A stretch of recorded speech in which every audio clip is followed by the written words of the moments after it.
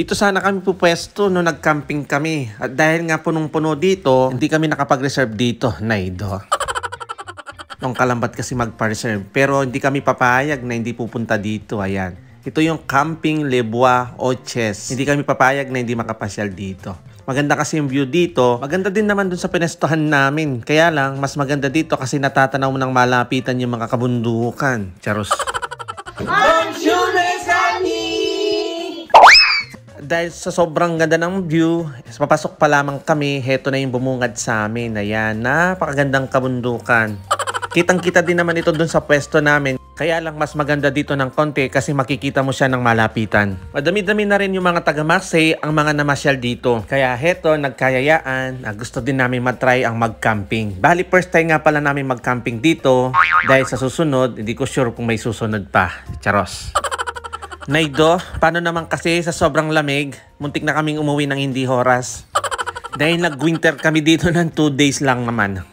Bali na tiyempohan lang namin talaga yung panahon na mas malamig siya. Kaya lang sa tanghali, sobrang init naman siya. Kaya sulit na sulit din naman yung pagpunta namin dito. Kaya pagdating ng umaga at sa gabi, winter feels.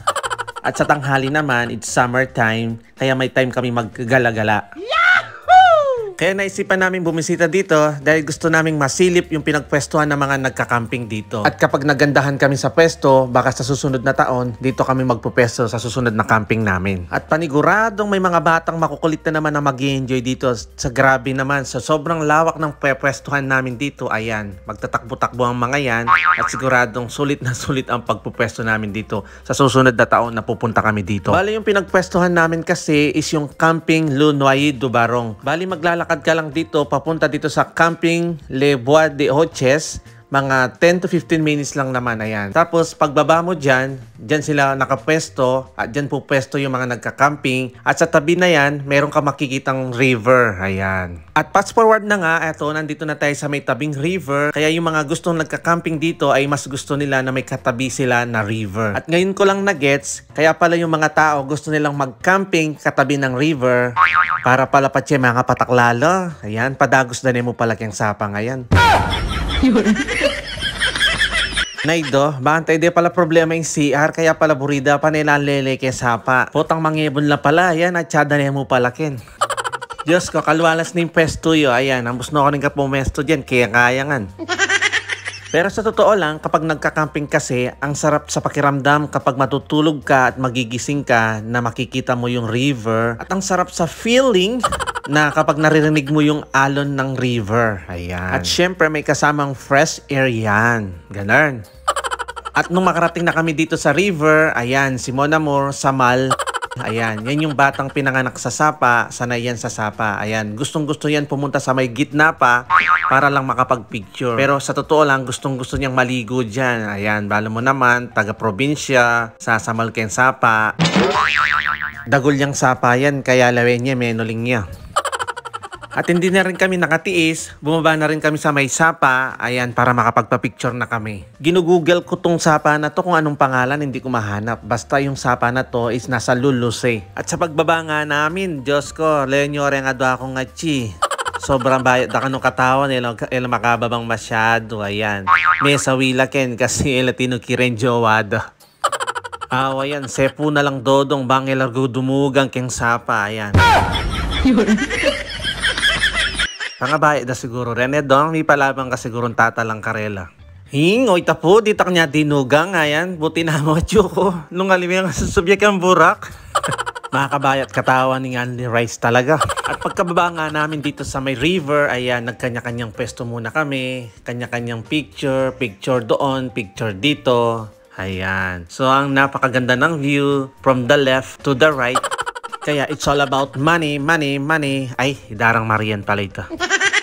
Ayan, kahit saan ka pumesto dyan, magandang anggulo ang pagpipicturan mo dyan. At syempre, si Mon Amour, banat ulit. Ayan, sasamal na naman. Gustong-gusto na niyang maligo dyan sa Sapa talaga. Bala mo, banaya. Naido, hindi ko pa mag-voice over kini. Kaya pa ikiting itsura ko. Ayan, syempre, palto ko naman yung itsura ko. Sayang naman yung shades ko, Ken. Ayan, oh, diba? At habang binibidyo ko yung sarili ko dyan, may isang gusto magpa-picture na naman pero hindi ko siya pinapansin. Ayan. Picturean ko na naman daw ulit yung photomaniac. At habang nagpipicturan nga kami, eto saktong-sakto may mga dumadaan na nagkakayak. Hindi ko alam ano sa Tagalog yung nagkakayak. Magbalsala, ayan. Makasakilak yung bangka, ayan. Magpatagos lang yung sapa. At tinanong nga nila kung saan kami galing. Philippines! Philippines! Welcome from Philippines! Enjoy! Naido, balo yun naman. Basta Pinoy, eyo kaya lili. Hanggang King Bulan, miras kami.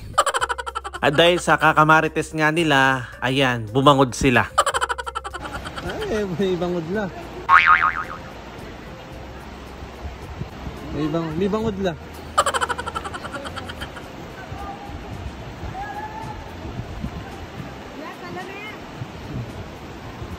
Bumira sila sa mga bato dahil nakikipag-usap sila sa amin. At fast forward na nga ulit, after namin magpicturan sa may tabi ng river, oras na para bumalik na kami dun sa campingan namin. At kung mapapansin nyo, magsi 7 PM na dito, kitang-kita nyo na may araw pa rin. Ganito talaga dito kapag summer, late na mag-set yung araw sa gabi. Mas mahaba-haba ang sikat ng araw as mas kokonti lang yung gabi dito kapag summer. Yun nga lang, kapag umaga at sa gabi, medyo lumalamig dito, kaya dapat may makadala kayong mga jacket at makakapal na kumot para sa pagtulog. At huwag din kalimutan magdala ng heater na 2-in-1 na pwede rin siyang electric fan in case na mainit, pwedeng gamitin yung electric fan niya. Napakasaya at napakasarap mag-camping lalo na't kasama mo ang buong pamilya. Kailangan din natin ma-relax lalo na't magtatrabaho na naman tayo ng isang buong taon at sinasamantala lang natin kapag bakasyon ng mga bata, kailangan magkaroon din tayo ng bakasyon. Kaya i-enjoy lang natin yung mga panahon na hindi tayo busy kasi after a week o after a year, busy na naman tayo sa pagtatrabaho. Kaya sulitin natin yung moment na magkakasama tayo, lalong-lalo na't kasama natin ang ating buong pamilya. At dahil nga 3 days lang kami dito at 2 nights, Diyos ko, may bitin kami. Dapat pala 1 week, batang sumawa. At sa pagbalik nga namin sa campingan namin, nung papunta is medyo pababa, mas madaling bumaba. Ngayon, mas medyo paakyat siya, nahirapan niya ruguyat si kuminungkit. Ayan, rugo, ginapang niya, paukyat. At si Mon Amour naman, humirit pa. Hindi naman siya malungkot pero gustong tumambling ulit ng beshi ko. Ayan. Hindi makatambling maigi ang beshi ko dahil luntoya ka no panty. Oy, sige nga, isa pa.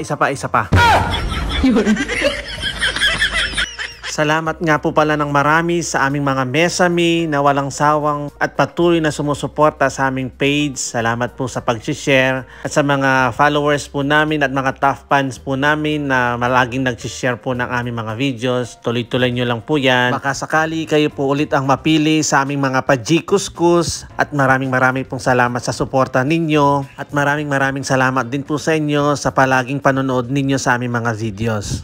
Thank you for watching. Again to ciao.